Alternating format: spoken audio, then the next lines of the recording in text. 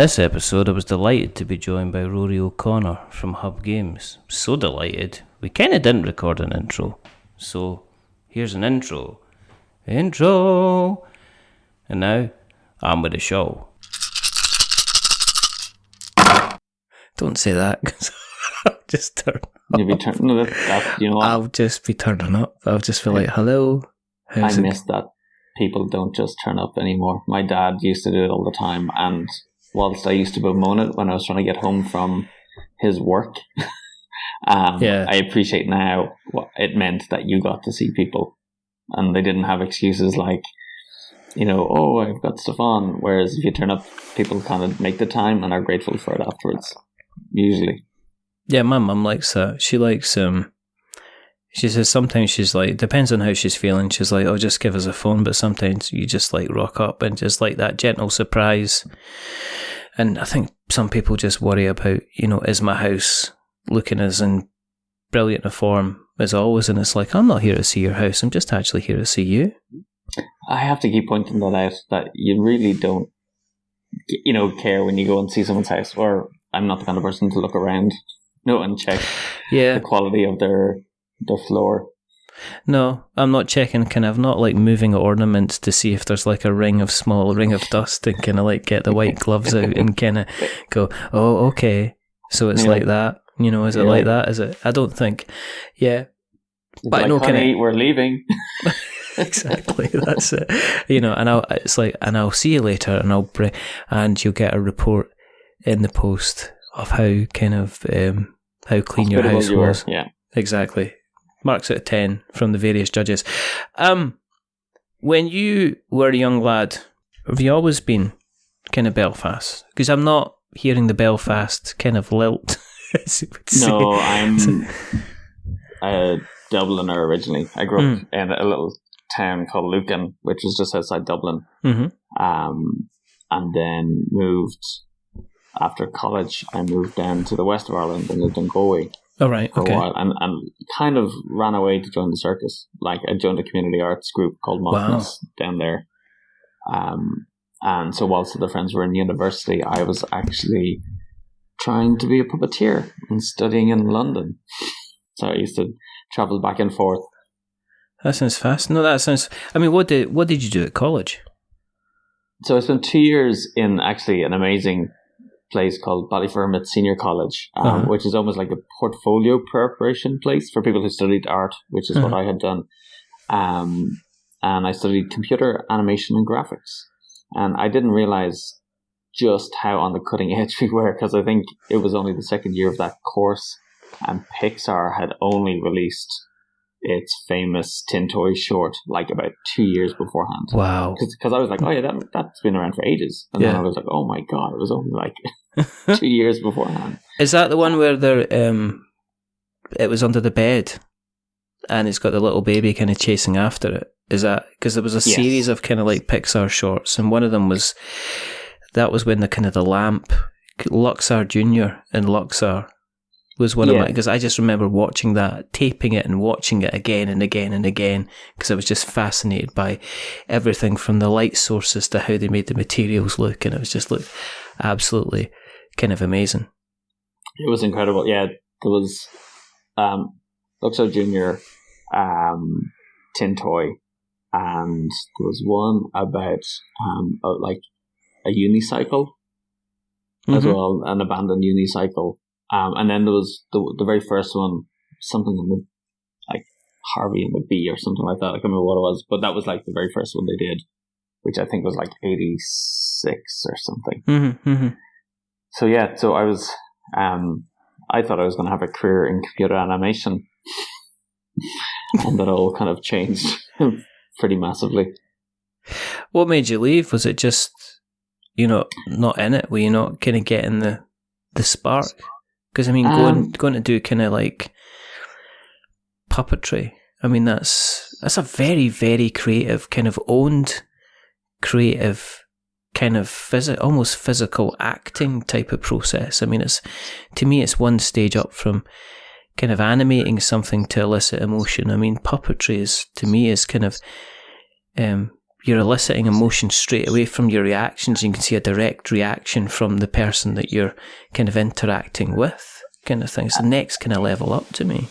So yeah, I think you're kind of picking up on why it was attractive. In my second year of college, and it was a 2-year course, an old school friend of mine had committed suicide.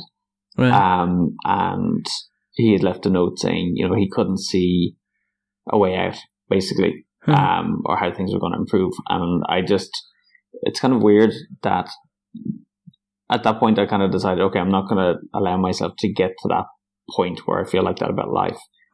I knew how easily you could get to that. And around the same time, this kind of childhood interest in puppetry just like resurfaced. And I can't really put the two together, but in that latter half of my year, I was spending less time on computer animation and more time trying to build puppets with another classmate. And it was kind of tied into what you were saying. It was like the idea of, it was still storytelling, but instead of like being locked away in a room working on it, we were actually out traveling, seeing people and interacting with them directly. And so at the end of that year, I moved down to Galway to work with the closest thing to a puppetry company in Ireland, which was Mockness. And they used to do big scale kind of street theatre festivals. In the Galway Arts Festival, they were famous for it. They've also done the St. Patrick's Day parades in Dublin over a number of years. And they famously did the U2 Zeropa tour. When they had all the big heads, I got to be one of those. I remember that. I got to be one of those heads in Dublin. Oh my goodness! Did you actually get to meet like Bono and the crew and everybody like that then? No, I got to watch the gig through a big head. So, who did you play then? Well, this was just when they had like the kind of generic crowd.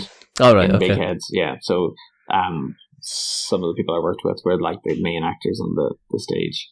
But yeah, I went down to work with them, kind of volunteered and got whatever paid gigs came up, like learned stilt walking and juggling. But saw that power of actually interacting directly with people through performance. And what I always liked about puppetry then was that it was about putting the puppet form forward and not yourself. Like the irony was like, I love puppetry. I was pretty good at it, but I hated using my voice, which was a real like difficult if I wanted to do street theatre or anything like that. So I ended up doing quite eclectic shows that used recorded music or silence as part of it. Because I'm a big fan of the documentary Being Elmo. And for a while, it was one of the things that my kids would just watch repeatedly. And his thing was always about the kind of the emotional connection and how he, the voice. I mean, Elmo's famous because of the voice kind of thing. But I mean, were people surprised when you went into the puppeteering? I mean, were you always when you were growing up as a child? Were you kind of shy but willing to put on a performance, kind of if pushed kind of person? No, absolutely not. And that's like the irony. Like if someone looked at me weird, I'd start crying. I was just so shy growing up. And this all feeds into, I think, gaming as well, is that I just like always love to play.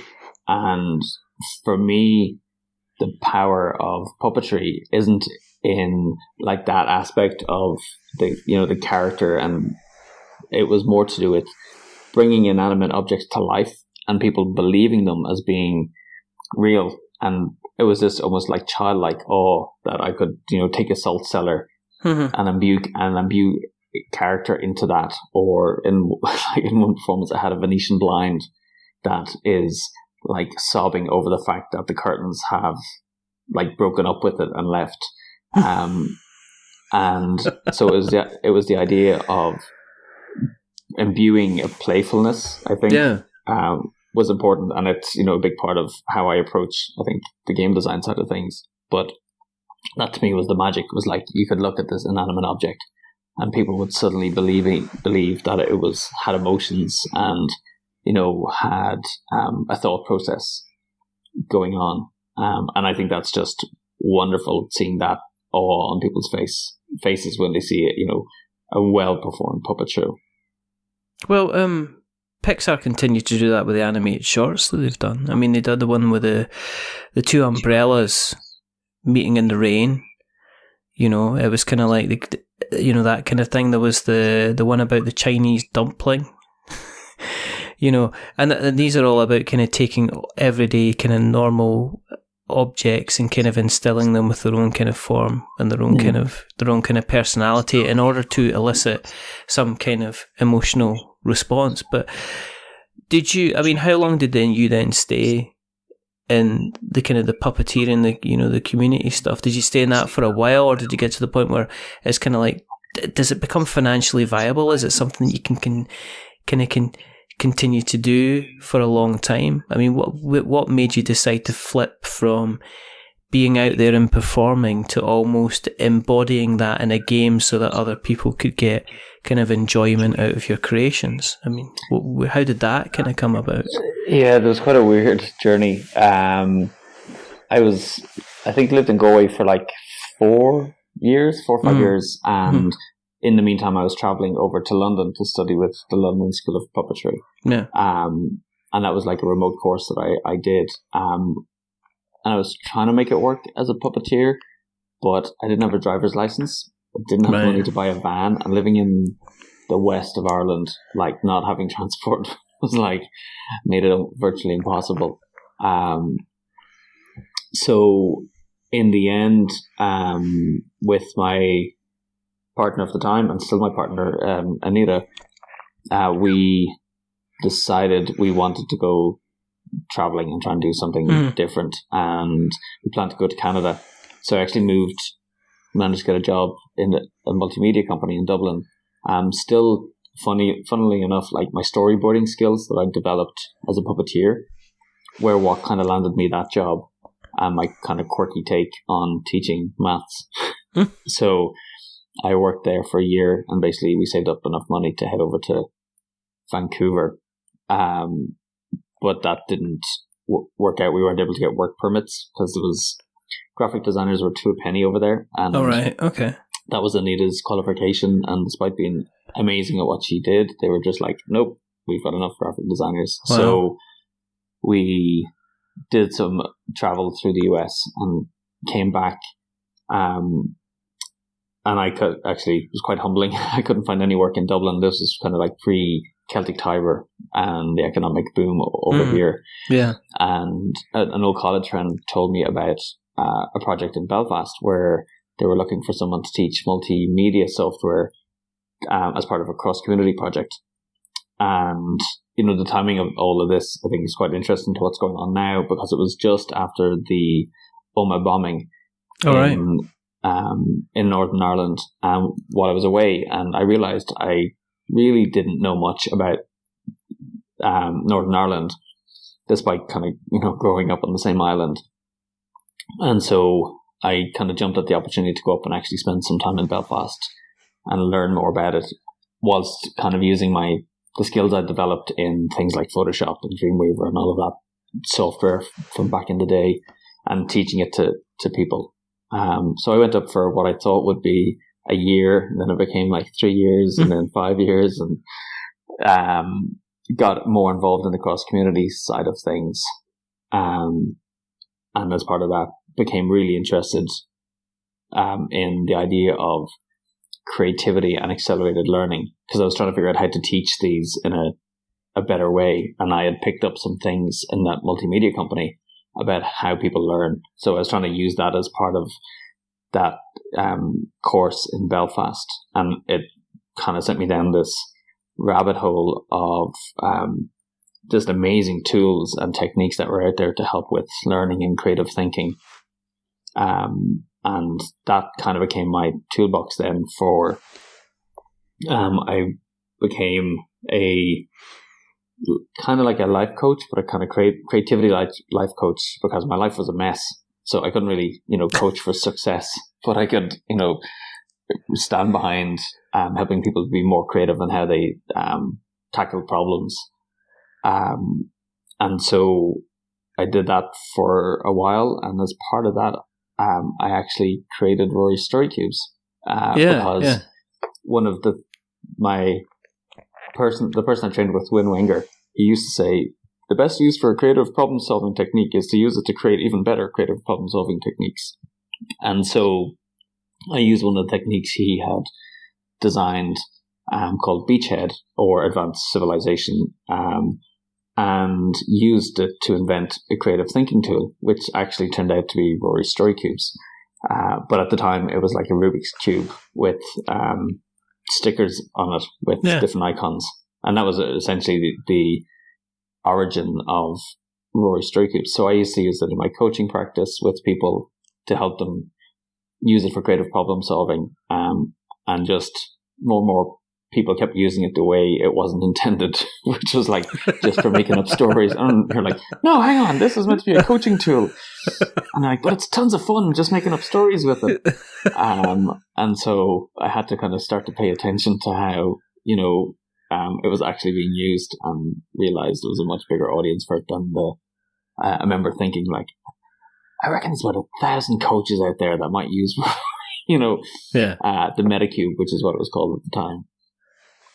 And it's kind of funny looking back now, thinking how lofty my goal was back then. Given that, I think we're kind of hitting like over 8 million copies of Rory Story Cubes out in the world at the moment. That's incredible.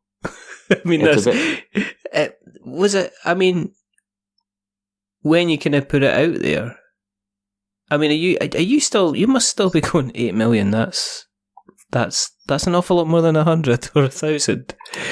Does it still surprise you? Yeah, it's wonderful. But what's really funny is like a couple of friends have like since confided, and they're like, "Yeah, Rory, we thought this was just another one of your harebrained schemes." And I was like, "Well, thanks for telling me."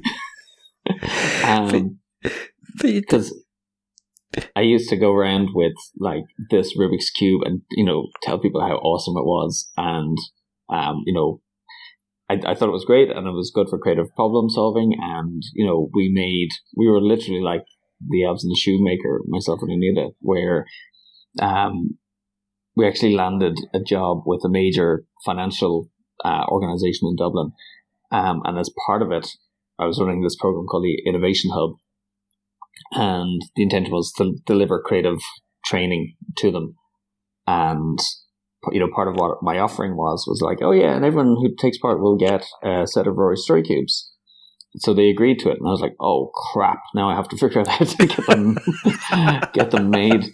So with the money we were getting paid for that work, we basically got 500 sets made, gave them the 36 they needed for the program, and started selling the rest.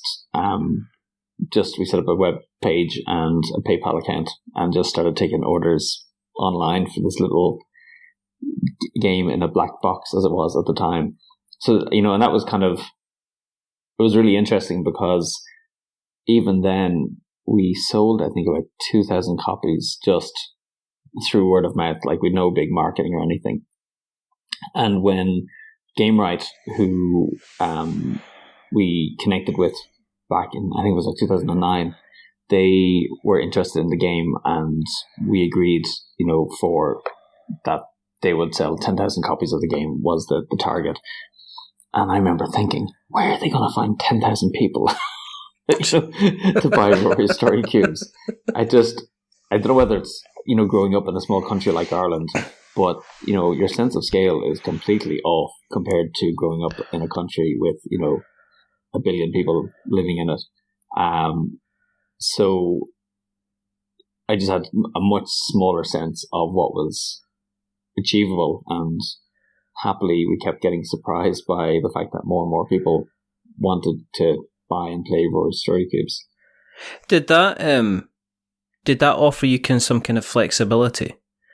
I mean, because I'm looking for people who aren't aware of Rory Story Cubes. They are basically cubes that have different pictures on them, and they're very simple pictures, but it can be anything from somebody swinging a baseball bat to like a smiley face. And the idea is you roll the cubes, and then based on the pictures that appear, you kind of make up a story kind of based on that. But you seem to have like Adventure Time ones and all different kinds of flavours, colours, kind of themes and everything like that as well. But has that put you in the position where you're kind of like, well, has it provided kind of like a steady stream of income kind of going forward for you? It did, yeah. I mean, we've since the last kind of 2 years, we sold it to Asmodee because we felt we'd taken it as far as we could, and yet we knew there was more people still discovering Rory Story Cubes, but we just were, I think, burnt out at that point. Cubed out. Yeah, like we kind of set a plan back in 2011 or 12 to do all the mix sets to cover all the different themes and genres that we wanted to cover. And we saw that coming to an end. So we kind of felt like, okay, it's time to, pass it on, because it was still like a ton of work, and the amount of traveling we did and turning up to like trade shows and demoing, like the amount of times I was humbled, not in a good way, like standing in a tiny little store on like Cape Cod or something, and demoing Rory Story Cubes to 2 5-year-olds who happened to turn up to this like event where Rory O'Connor, the creator of Rory Story Cubes, is going to be here. And you're like, yeah, okay, no one cares. But the store owners did, and they, got behind the game. So we really did a lot of like touring with Rory Story Cubes, and I think that's what helped it to take off. And it just got to a point where it was like, okay, we don't really need to do that anymore. It needs something else, and we're not the people to make that happen. Do you kind of get sad at all? They're saying like you've let your baby go, kind of thing. Yeah, it was hard. Like, there's a point where Anita was kind of going, I'm done. I need to move on from this. And I was like, well, I can kind of like spend my life sitting on this kind of throne of Rory Story Cubes and be the only thing I've done. And I went, that's not kind of who I am. So I used to describe it as like watching a child going off to college. Sending them out into the world and crossing your fingers and going, I hope I brought them up well, and they're not going to phone me up at some point from a cell and go, Mom, Dad, I'm in trouble. Can you come get me? So luckily that hasn't happened yet. That they're being well looked after and they're in good company. So yeah, it's great to see it kind of continuing to reach more people.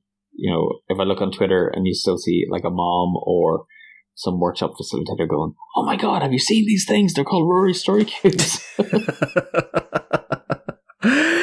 I mean, with that, then were you back to the kind of the creative stage? Were you saying, right, did you feel there was a pressure to look for the next thing? As in, this is what Rory did next kind of thing. Was there a bit of internal pressure to kind of find something else that would be kind of as successful? Or did you just like, well, let's just see what else we can do? And I've done successful. We're kind of in certain places. We've just been purchased by one of the biggest board game distributors, in the world now. So did that allow you to kind of focus differently, or were you still kind of hungry and anxious to kind of chase something else?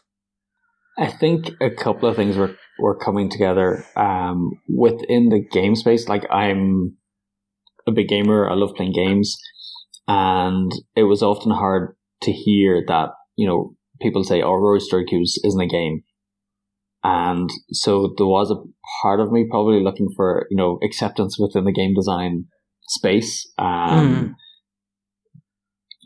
I think the whole thing with Rory Story Cubes is it actually brought my full skill set to bear, which was taking a bit of my dad with the kind of entrepreneurial aspect of it, and just the passion for what Rory Story Cubes represented, and getting out there and talking to people, because we kind of joke, there's not many game designers you would put in front of the public to explain their game to them.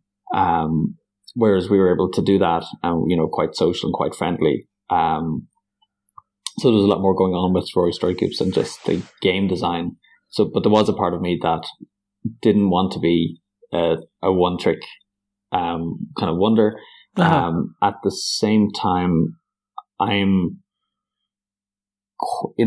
care a lot about life, the world, how people think, and, going back to creativity and community work is helping people to see there's more to life than they might think, and there's more to themselves than they might realize as well. And that was really the kind of driving passion. And I remember seeing the Kickstarter for This War of Mine by Awakened Realms and thinking, that's what we should be doing. Like, that's the stuff I care about, is, challenging people through a medium. I used to do with puppetry. It was challenging people with the kind of coaching side. And it was like, right, we need to be doing this with games as well. And I could see a change coming, and I wanted to be part of that vanguard rather than looking back and going, oh yeah, that could have been me. So the timing of those things all came together where we were finishing off Rory Story Cubes. We had, I'd seen that, the Kickstarter, and that was mulling away kind of in the back of my mind. And also we just in 2017, we knew we had to bring out some new games. We couldn't continue with just Rory Story Cubes. Although having said that, what's really interesting is we did bring out a product called the Extraordinaires Design Studio, which wasn't a game, but it was an activity that taught the principles of design thinking to kids and adults.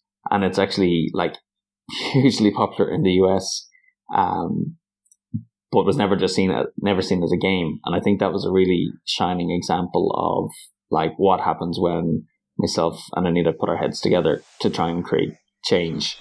It was a really playful toolkit that hopefully will, create designers of tomorrow that they look back and say, oh yeah, I got interested in design and change because of this thing I played as a kid in school called the Extraordinaires Design Studio. So we did that alongside Rory Story Cubes, but it didn't get the attention it kind of really deserved because of just how all-consuming Rory Story Cubes was. So in 2017, we were really looking at, we have to bring out something new and something different. And that's kind of where Untold and Blank came from.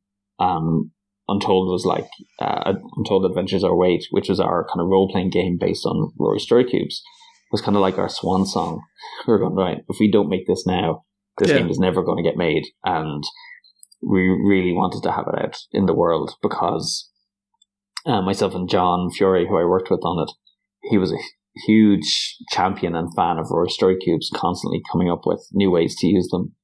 And we had talked about this idea of how Rory Story Cubes could be used almost as a games master for role-playing games.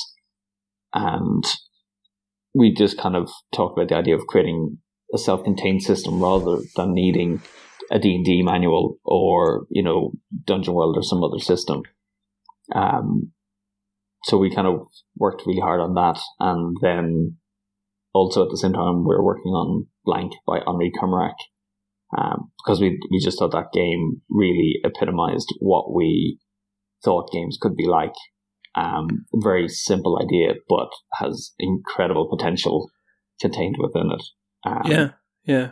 Blank's fascinating to me because it's almost like its own little self-contained kind of legacy game, but the actual elements of the legacy game itself aren't decided by the creator of the game.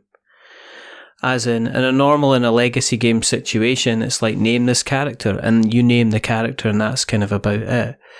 Whereas in Blank, it's like, okay, well, you've played the game, but what rule would you like? So that effectively there's no two decks of Blank could effectively end up kind of being the same.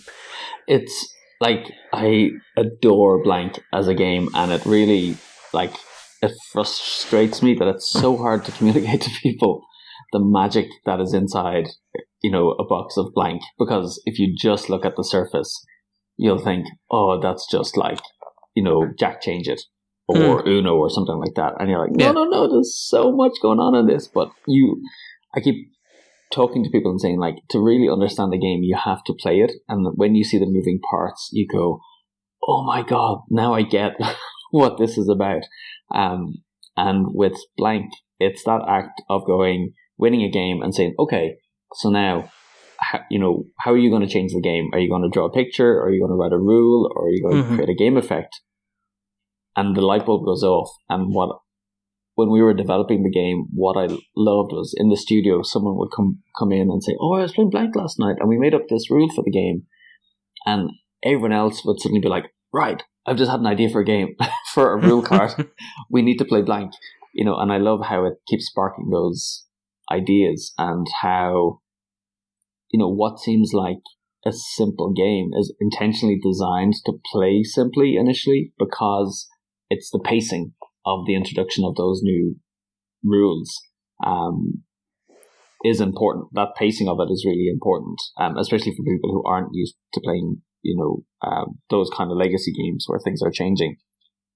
But I just love how you can go totally meta with blank. We used to make up rules where it was like, okay, when you play this card, you get to nominate another player. They must make a cup of tea for everybody at the end of the game. It's just like really weird and bizarre stuff. My daughter came up with one and it was like, you can't say yes or no in any language. Otherwise you take a penalty. And so as part of the game when you're playing, you're trying to have this conversation with the other players and trying to nudge them into saying yes or no. And I just love that aspect of everyone has a different take on the kind of rules they want to add to the game, which makes the whole experience completely hilarious and unique every time you play it. Is it important in the games that you create, you're eliciting some kind of emotional reaction that in some ways is just above kind of like the normal, did you have fun? Yes, I did.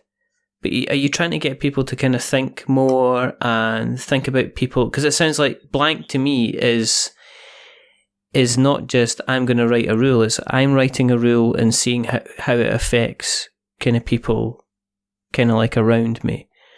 If you're playing Rory's Story Cubes, again, you'll be playing it in a group and it'll be, let's see how everybody kind of gets together and kind of gives their ideas about how they can make this kind of story kind of work. So is that kind of what you're kind of aiming for, is that emotional kind of response within the game is quite important in how you kind of approach the kind of the game, the games that are part of hub games? I think that is a big part of it. Like when we switched from Rory Story Cubes, people used to just think, oh, you just make educational games because of Rory Story Cubes and the Extraordinaires. And my view would have been, well, no, actually make games that foster imagination, and empathy.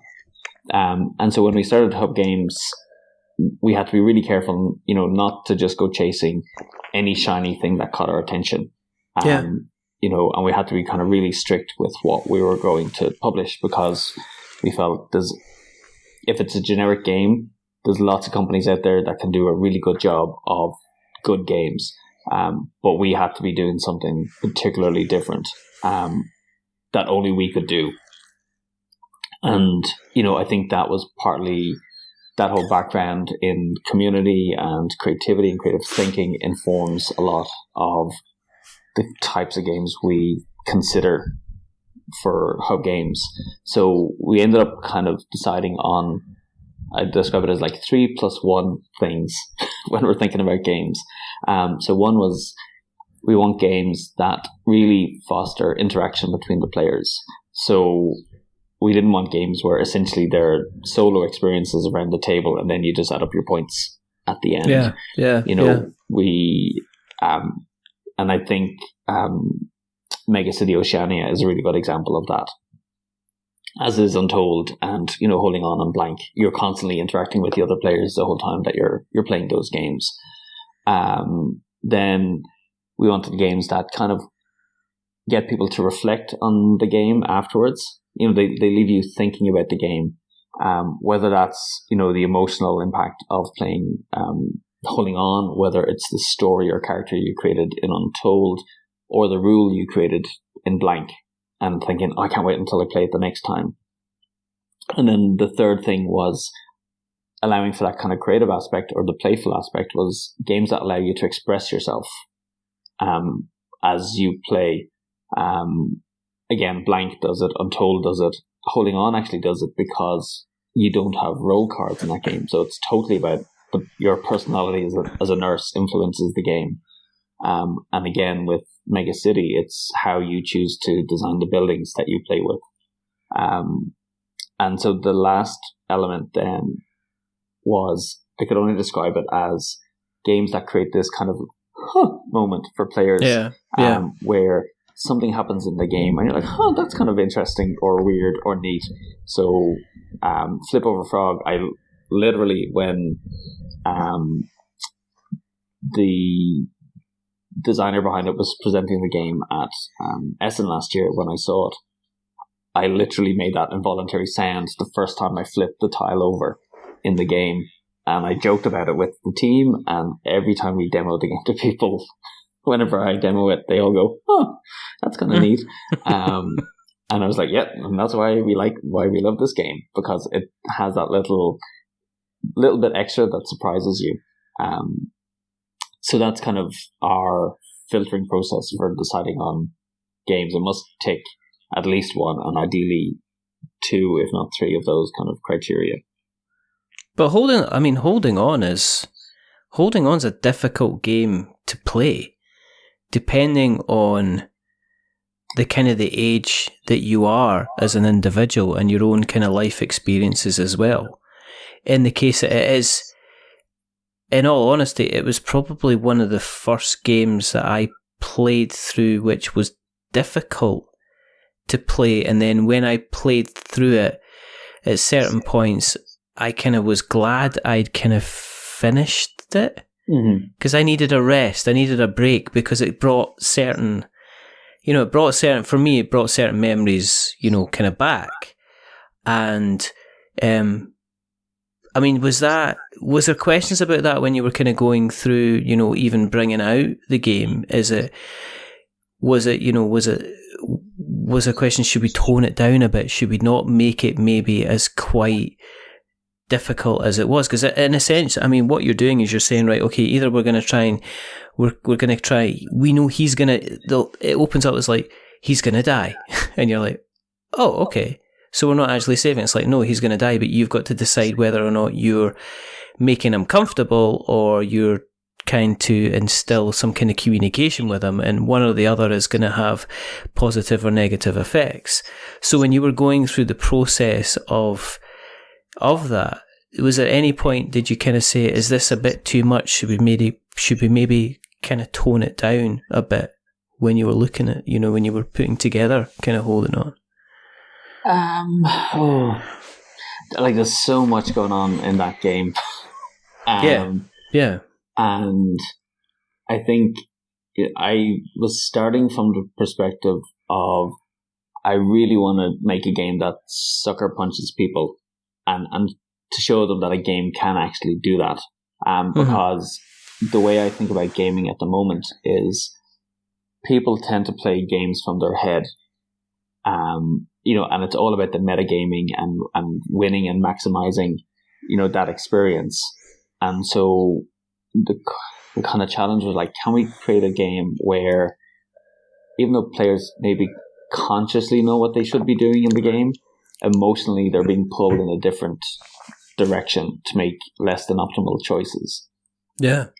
So that was one of the things. The other was just going back to my mum's, my own experience. My mum has Alzheimer's, and actually, as we speak, she is moving into a care home next Monday. And my dad passed away back in 2002.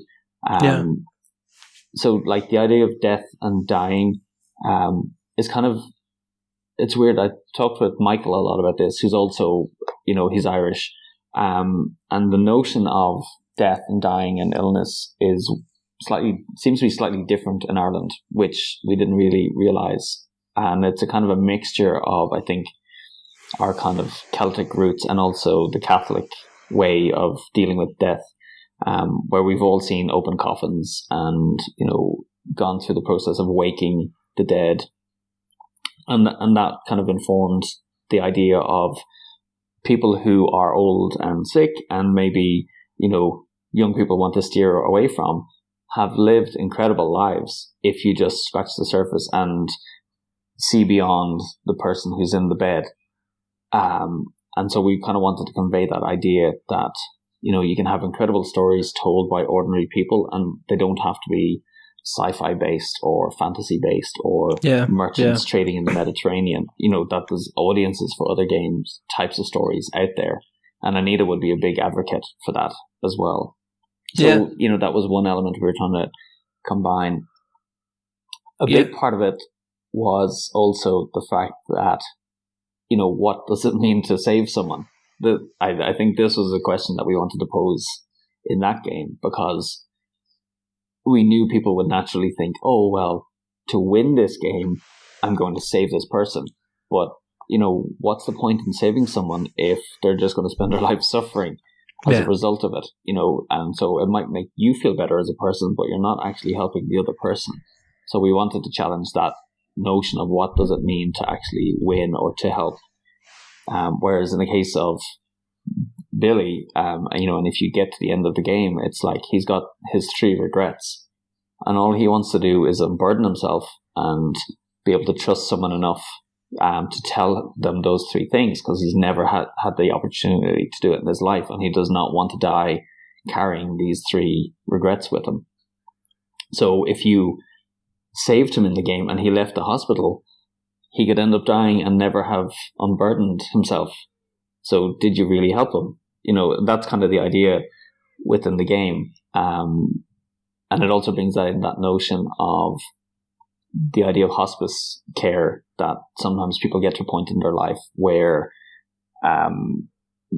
trying to save them medically isn't actually the solution. It becomes about how comfortable you can make them, and also can you help prepare them for death as well. And again, that was something I witnessed with my dad and researching the game, seeing how, particularly with heart attack patients, it's only recently where kind of medicine has switched from constantly trying to save the person to sometimes accepting actually the best thing we can do is make them comfortable.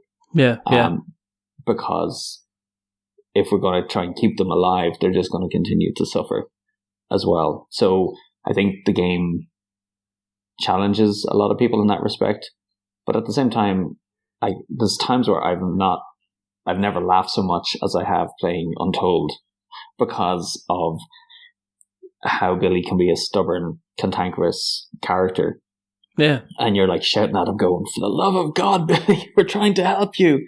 And the kind of passive aggressive team system of like assigning people to work and the conversations you have about that, I think it's that kind of bleakness creates quite often very humorous moments. And I've watched, so many people playing the game and have that happen.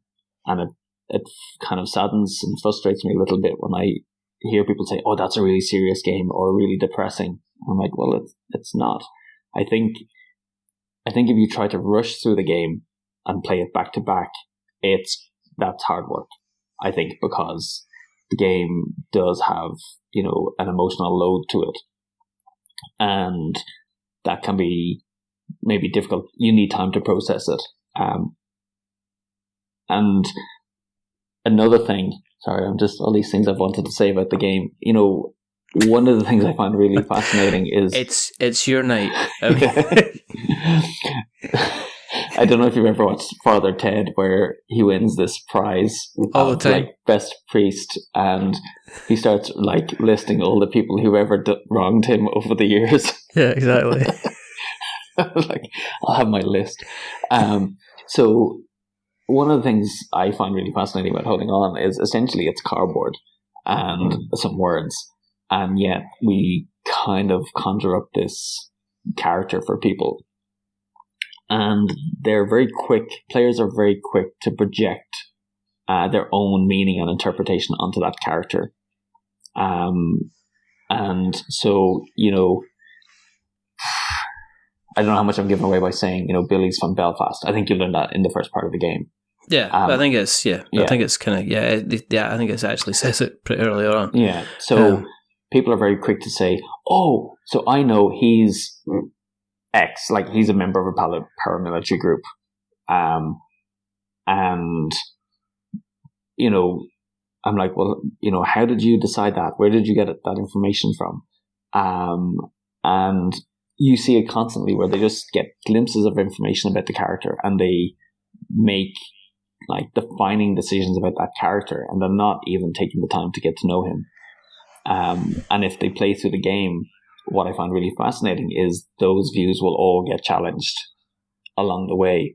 So what I love about the idea of holding on and, why we plan to make more is that the game presents you with characters who you wouldn't necessarily meet in day-to-day life. And, we kind of want at some point of the game players to be challenged and say, well, do I like this person? Do I not? Do I want to help them? And what does that mean? And what does that reflect on you as a person that you can't maybe tolerate something about that character? I think that's a really interesting space to explore and give voice to people who maybe don't often get heard, but we have the opportunity to do that by having them lie in the hospital bed in front of the players. There's a real sense of realism to the game itself, in the fact that as you said, the win condition is finding out as much information as possible and actually making them relaxed and almost accepting of what's actually going to happen. And the only way that they can be accepting is if they actually manage to tell people what what is kind of almost preventing them from shuffling off. You know what I mean? As in kind of like, they're staying because of pure will alone. And it's like they've got like last things, the last couple of things that they need to do. I don't remember there being a game kind of like that, and I don't know if it was just the subject matter, but I mean, to me it struck me as the game that you could, would you want to create more content for it, more expansions, a slightly different game, or would you want to kind of say, right, we've done that and have it kind of like as a self-contained thing? And maybe not, dilute the experience. I don't know, because it's obviously, to me, it's a very, very different experience from anything I experienced as far as a game. And yet at the same time, I'm wondering if you did more of that, would you be able to have the same emotional impact? But I'm interested to see. But at the same time, it's almost like a lovely, perfect little experience on a box. I don't know if I'd want to do another one. It's really kind of confusing. Do you know what I mean? It's kind of confusing. Yeah. I think, like, when we came up with the framework for the game, we had to decide what character was going to be in it. And we knew it had to be the extraordinary life of an ordinary person. That's kind of the line we came up with. And then when we realized that, we were like, oh my God, there's so many people around the world who've lived incredible lives. And, we have relations where we discover on their deathbed some incredible things that happened to them and decisions they made. So for us, when we thought about it, and we thought we've got one shot, if we have only one shot to do this, we need to tell the story of Billy Kerr, because we are the only people in the game world who could tell that story and do it justice. Because it was based on lots of stories that we were hearing whilst living here in Belfast. And we're kind of like pulling all them together into his story. And even the choice of Billy as a character, there's actually, for people living in, say, Northern Ireland, even the name of the character gives away information about that person and would indicate that, traditionally me and with my name would have been perceived as, almost enemy of Billy. And so we intentionally chose that angle and that perspective from which to tell the story, to tell it from like the other side. And I think personally, I think there's lots of stories that can be told in this way. Not only from the perspective of us refining the experience, but there's so many, as we thought about it, we're like the different kinds of people we could put in front of players and the kind of challenges that we could present them with. Yeah. And open up their eyes a little bit more to the world in a way that, they mightn't have through games, but you might get through books. But again, the difference being with a game, like there's a interaction that happens in holding on that is really key, like the repetition of caring for the character and the kind of the slowly drip feeding of information means that, again, things that you thought were one way are suddenly made clearer later on in the game. And and the payoff for that only comes from the fact that you've spent time with Billy. So I think, if you read the narrative, yes, it's a powerful story, but it's nowhere near as powerful as when you combine it with the time that you've spent with Billy as a character and experienced almost that repetition. Because when he finally tells you something, you're like, oh my God, that like all makes sense now. So I think there are other stories to tell, and we do plan to tell them with, possibly different endings. The system is more like a framework and we'd adjust it depending on the character and the story that we're telling. So we're already at work on plotting out the life of the next character whose story we want to tell. And it's very different. So, sorry, what I was trying to come back around to is the story of Billy is really powerful and all the more powerful when you can relate to his world. There's so many little things where I was playing it with playtesting with people from Belfast and they would just look at a card and go, because they just in a picture or in a turn of phrase, they were like, yeah, I recognize Billy as someone of my world. Yeah, whereas I think for anyone playing outside of, realistically Northern Ireland, because even in like Scotland or England, you have a different relationship with Northern Ireland. And if you're in the US, my God, like the amount of people who just got stuff completely wrong about, his world. So we would look at choosing a character that's maybe more familiar and identifiable to a wider audience, without generalizing it. But we would hope that they would have that same experience, that people who recognize Billy as a real kind of person will see that in this next character and really get the benefit of that experience through the knowing hints and clues that we would include in the cards and the narrative. I'm just wondering how you can top it. I mean, was it when you went and did something like, when you went on to do like Mega City Oceania and Adventure Mart, was that almost like a cleansing of the palette kind of thing? Because it must have been a relatively difficult game to kind of work on from an emotional point of view as well. Well, working on Holding On was weird because I had a real crunch period where I had to work out the whole storyline. I think it was in November and December of 2017.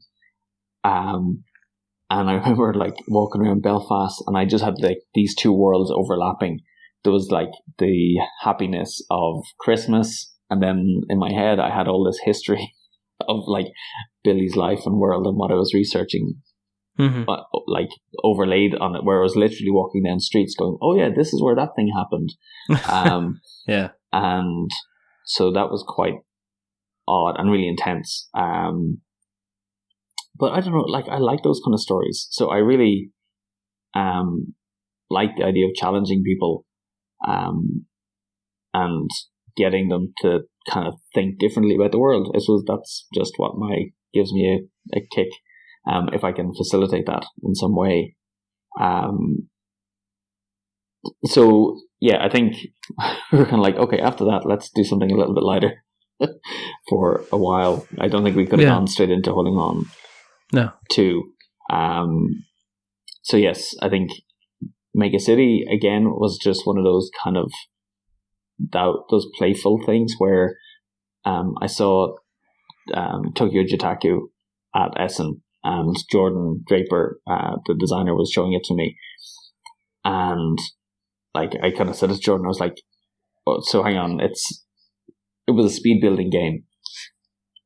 And I kind of thought, well, but if you're an architect, because my brother was an architect, I was like, it's all about building the city and crafting it, and ideally you'd want to have something to show at the end of it.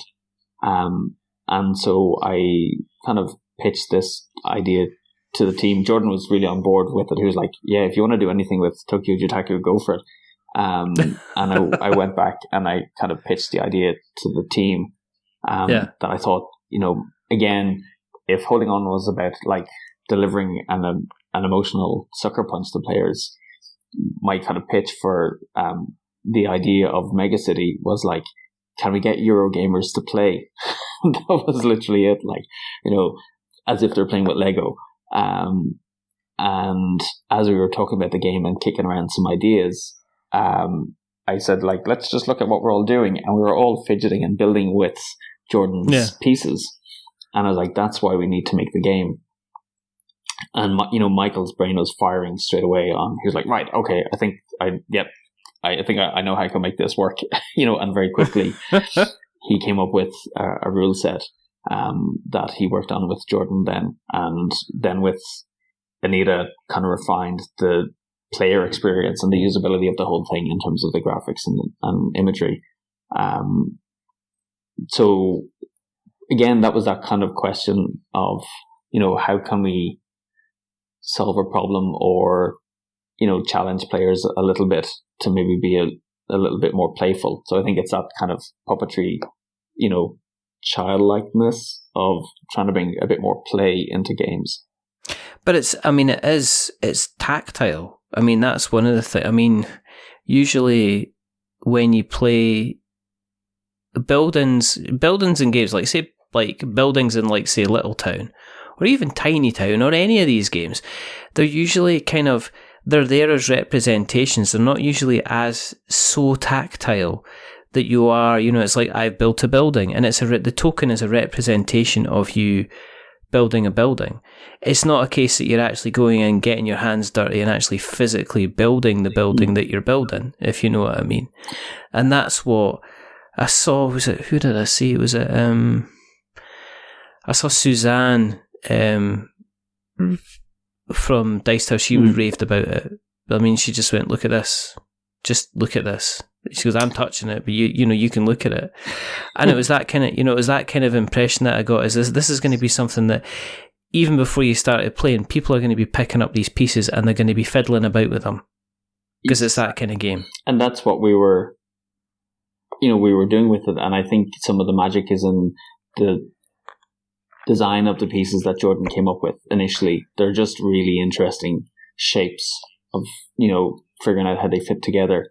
But I think part of it is, it's funny because when I look at how Michael thinks, Michael Fox, the designer who works with us, he's got an incredible math brain, and I have the honor of talking with the likes of Matt Dunstan and Matt Leacock and Tony Boydell, and seeing how their brains work. Like, my brain doesn't work like that. I can't do the math in the same way that they do in terms of working out probability and, what the rule set would be. My thing is like, what's the visceral experience I want players to have? And I think that's what allows me to see the potential for something like Mega City, because I'm not approaching it as a math question. I'm approaching it as a playful experience. How, what's the experience I want players to have in the game? And I think that's why we've got, so many games where you're building a city, but essentially it's reduced to numbers, because that's how the thought process works. And also then there's factoring into the cost of production and manufacturing makes it easier to make tiles than it does to make, the plastic pieces that we have in that game. But it's just, I think I just look at the world through a slightly different lens that maybe allows for those quirks to emerge. And hopefully people would see that in an upcoming game we have called Prismarina, and because it's got that weird toyetic element to it as well. Yeah. And it's just I realize I'm just a big kid who wants to play, like. So I just keep making games that allow me to do that, and every now and again, cry when I play Holding On. Is that what attracted you to kind of Adventure Mart? Because I had kind of the DigiSprite team were on the show, and that was, they were talking about, I mean, we had a chat about Adventure Mart. I actually wrote a preview piece on Adventure Mart as well. Oh, nice. And, I thought it had a lot of potential. There was a couple of things that I wasn't 100% sure about, but obviously when you're writing kind of like a first thoughts piece for Kickstarter, it's always about, well, you have to you can't really kind of give a full kind of opinion on it. You can give kind of thoughts on what you've been kind of given and what you can think about it. So when like Robin and Elaine were like, yeah, we've been signed, I was like, okay, I was interested to see what you guys would do with that project, because to be perfectly honest, it didn't. When they said they were signed with Hub Games, I kind of went, Holding On Hub Games kind of thing. Yeah. I was kind of, I was wondering what, and I must admit, I'm entirely fascinated by the spin or what you're going to do with what you've been given. Because to me, it was I enjoyed what I played. I thought it was really, really interesting. I loved the artwork on it. The artwork was absolutely stunning. I loved the idea of what it was promising. And then when you guys is like, well, we're working with Hub Games on this, I was just like, I'm kind of really, really interested to see what you guys will do to it. So, I mean, it's funny because I'm like the person who comes back to the team and was like, I found this thing that's kind of interesting. And I go, it's like bringing a pet home. Like, again, Rory. So, like, when I saw at UK Games Expo, I was running around halls to meetings, and I kept passing by their booth and seeing the game. I was like, that just looks, it ticks one of the first boxes, as it's like really visually attractive as a game. So I was really curious to sit down and play it, because I think when I play a game, I want to look at something that looks beautiful, and Adventure Mart looks beautiful. It does. When you play it. So I was kind of curious, and I loved the spin on this fantasy 7-Eleven idea. This kind of modern convenience store in this kind of fantasy world, selling, imagining customers coming in and browsing and looking for these items. So I played the game with the guys and asked them, could I borrow it overnight to play during the expo? And I played it twice, and we're like, there's something really neat about this game. We're like, yeah, there's bits that are a bit clunky and things I'm not sure about. But there was definitely, I loved the interaction in the game. And I think, for me, it addressed certain issues with when you're trying to teach a deck builder to people for the first time, and they're like, wait, what? You put the card I just bought into the discard pile? And how many rounds do you go through where the person keeps asking, does this go into the discard pile? Yeah. So what I liked about the concept of Adventure Mart was that people know the idea of like buying and selling. And so it made everything had an intuitive sense to it, that when you explain the rules, they're like, oh yeah, I get why you would do that. It isn't like, why do I move this pawn here and get these two resources and trade them in for, sheep? It kind of made sense. So I kind of presented it to the team, and they were like, they really liked the idea. And again, we recognized there was maybe some things in the game that could be improved to make it more accessible. And really, we kind of thought we could actually bring this game to more people. Because my fear and my experience with a lot of Kickstarters is that you buy into the idea of the game, but what actually gets delivered quite often doesn't quite live up to it, and the game ends up sitting on a shelf and not getting played. And I was like, I don't want that to happen to Adventure Mart. I think this is too good an idea to have that happen. And it's very easy to get caught up in that with the demands and requests of the backers. No. So, we spent a lot of time playing the game and, going backwards and forwards with the team where we didn't always necessarily agree, but, we'd say, look, we want this game to reach as many people as possible. So how can we, streamline some of the experience, take some of there's some really hard edges on like how you could screw with other players. And we were trying to manage that a little bit. And also improve the first game experience for people as well as the kind of UI experience of the game. And I actually, I kind of went through an arc of, I really like this game. And then it was like, oh my God, why did I do this? Like, it's so much work as you're trying to get everything just right in the game. And then towards the end of the development, I was like, this game is so much fun, and we're playing like 2-player games and just having a blast of how we were like trying to outsmart each other and pulling off really fun combos in the game. I was discovering things going, I never knew you could do that in the game. And we began to really see the space for the game of how we could, develop new cards and guilds and things that would really broaden the game out. So it's sometimes it's a little bit hard to think how it fits into our criteria, but it definitely has the interaction bit because of the selling and how you're trying to outsell each other. I really like that interaction, which is often lacking in a deck builder type game. Yeah, there tends to be kind of like, sometimes in a lot of deck builder, it's like the theme doesn't, if the theme wasn't there, the game itself wouldn't be any different. Mm-hmm. If you know what I mean, if you look at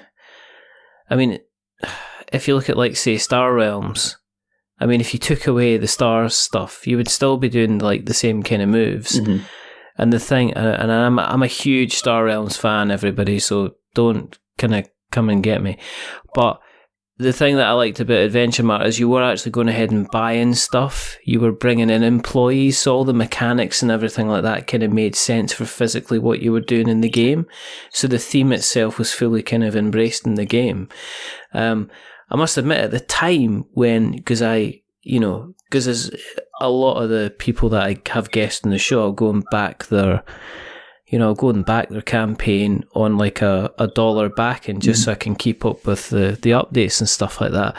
And I got the cancelled notification through, and I was like, oh, what? Because it was kind of doing well at the time. Mm-hmm. But at that time there seemed to be a raft of cancellations, kind of one company after another seemed to be saying, oh look, we've got to like go back and relook at everything. And I was just like, oh, what's going on here? And of course the update comes through and goes, oh, we're being signed. But it means we've got to cancel it. And I was kind of like, oh, cool. So that's good. So I'm kind of interested to see. I'm kind of interested to see how it compares to the prototype, which I think I actually still have. I really should send that back. If it becomes really, really successful, there will be a prototype heading to eBay. Yeah. If it becomes like the $1 million board game, original Digiprite. No, because they'll come after me. Yeah, they'll hunt you down. Well, they've got my address, so they effectively know where I live, so they don't even need to hunt me down. They could just turn up. And they're only in Dundee, which is about 45 minutes away, so it's like, I'm not really hiding myself very well, so there you go. But one of the things, with that, I think we tried to bring out more of in the game was the idea of owning a store. So now you can kind of rehire employees from day to day. And the way you get the fixtures and everything has a sense of this magical sense of owning the store where you like banish employees to trigger effects. But there is more of a sense of ownership of that store from day to day, which we really wanted to bring out a little bit more of. So if an employee is useful, you'll keep them on for the next day. If they're not useful, you'll just banish them to the abyss, and hire someone new the next day instead. You had to make it dark, didn't you? You had to take it there, didn't you? No. See, the holding on bit is still very much in there, Yeah, maybe that. Well, it was already in the game, so I think we just maybe that's what kind of attracted me to it. Made it a bit darker. Yeah. It's not dark enough. Let's make it darker. What would you like to do next? I mean, is there a genre? If it wasn't a commercial thing, because obviously you're a business and you've got to keep an eye on what is going to sell. But is there a style of game that you would love if somebody says, "I'll tell you what, I'll sort the money out. You just go ahead and create something." Is there any kind of genre you would love to kind of create yourself, put together? Well, I'm kind of doing it at the moment. So right now I'm working on an arena combat game, but it's very different in that the characters are kind of younger characters. It's a very hopeful game where you're protecting the seed of hope from despair, and you're training together. So the idea is you're helping each other to get better and level up and improve.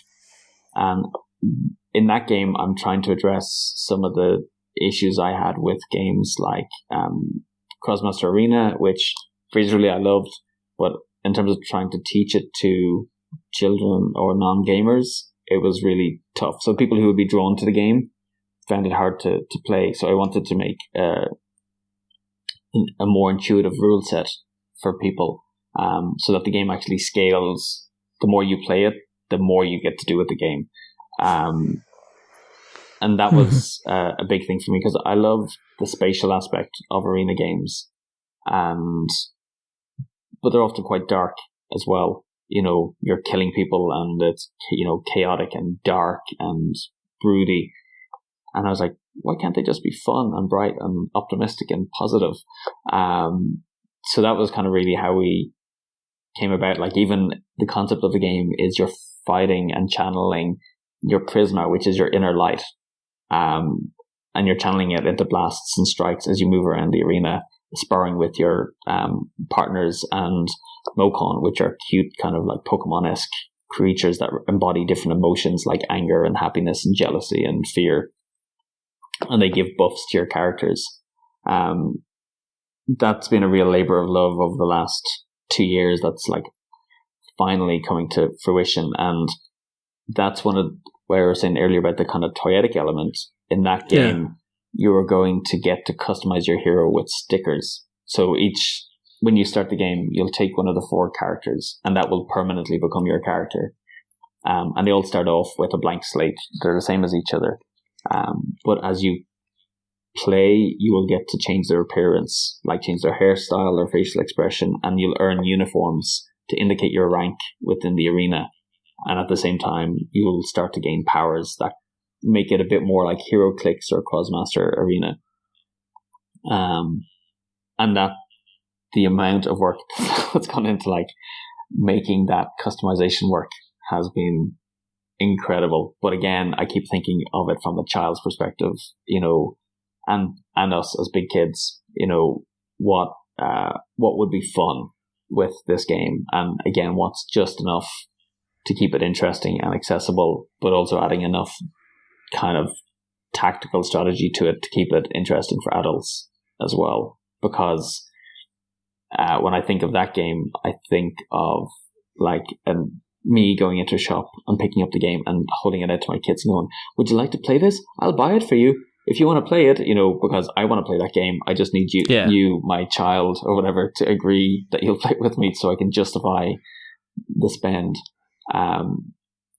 So that game has been is a kind of a tick box for me. I do a lot of solo gaming as well, because just with work and family, by the time I get to sit down, it's usually the evening, so I end up solo gaming. So I would love to work on a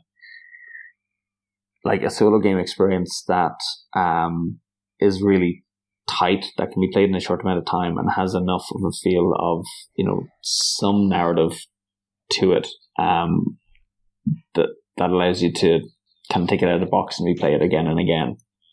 So I've been kind of noodling an idea for that. Whether it'll ever happen, I don't know. But that's something I would like to work on. And there's a couple of other kind of odd ideas out there that, again, come from part of my cross-community work here and personal development work. So kind of ideas around social science and psychology quite often inform my game ideas. So there's a couple of things in there I'd like to explore as well and try and bake them into a game, because I love it when a game holds up a mirror to people, and the choices they make and how they behave, and they maybe have that kind of moment of, recognizing themselves within the game. Yeah. I mean, I want the sticker game. Like now.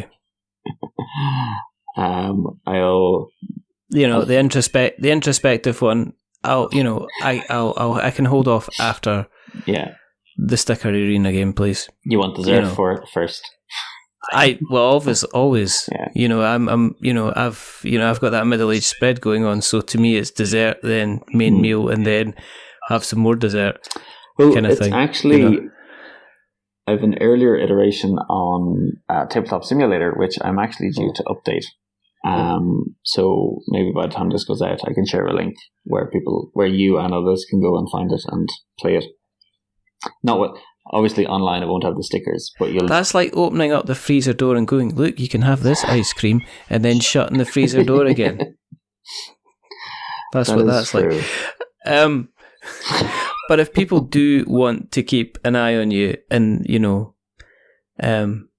check out where we can find you on the interweb nets, where can we find you on the interweb nets, Mr. Rory O'Connor, sir? On the interweb nets. So you can find me directly on Twitter at Rory O'Connor, RORYOCONNOR. I'm usually more responsive than active on it. So I don't read a whole lot of stuff on it. I usually respond to things there, or share something interesting I've learned or discovered. And then there's also We Are Hub Games, which is like our Twitter handle, our Instagram account, and our Facebook account. And that's usually myself or Michael dealing with that. And obviously we will make sure that we put all of these links in the show notes so that we have got notes to show. Thank you very, very much for coming on. This has been absolutely fascinating to me. Been a pleasure. Like, really, I love these conversations. It's like I was saying earlier, chatting with Ben. Like, you guys just come at things from a different angle, and it's nice, I think, to see the humanity behind the games and not just be talking about the games and the systems themselves. Yeah, exactly. I love it. No, I really, really, really appreciate your time. If you have listened along tonight and you want to keep an eye on what we're up to, go to the internet webs, go to the Googles and search for We're Not Wizards, and you shall find us wherever we are in all these different worn out places and worn out faces. And if you like what you've listened to tonight, there's a couple of things you can do. Go and tell somebody else in the street. Walk up to that person that you see them every day, and you just walk up and say, have you ever listened to the We're Not Wizards podcast? And, tell them, because that's the way that we spread like some kind of non-malicious virus, I would like to say, in this winter weather. The other thing, of course, you can do is you can check us out on our various Instagrams and Twitters as well, and you can go to Apple Podcasts and you can drop us a rating or a review. If you are going to be giving us a rating or a review, don't give us 10 stars. This is very important because it does make me very big-headed. And on the other side of it, don't give us 1 star because it makes us cry. Give us something in the middle, like a 5, because it's average. And we're just a little bit average. But the person who's not been average tonight is rather wonderful, rather fantastic, Mr. Rory O'Connor. Thank you again, sir, very much for coming on. Thanks a million, Richard. Okay. There's only 2 more things to do. Remember, we're many things, but we're not wizards. Are we wizards, Rory? Yes, I am. Actually, my children think they asked me, was I a wizard? Going, Mom, we know you're not a wizard, but Dad, you might be. Oh my word. You ruined it right at the very end. And the second thing is to say goodbye. So it's a goodbye from the sudden disappointment. Rory. Say goodbye, Rory. Goodbye, Rory. And it's a goodbye from me. Remember, stay safe, roll sixes, make something awful, and maybe ask the wizard question at the beginning of your show so you don't get to the end and realise you might have just potentially wasted an hour and a half of your time.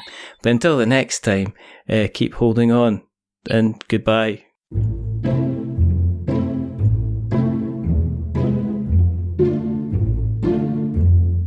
A wizard is never late.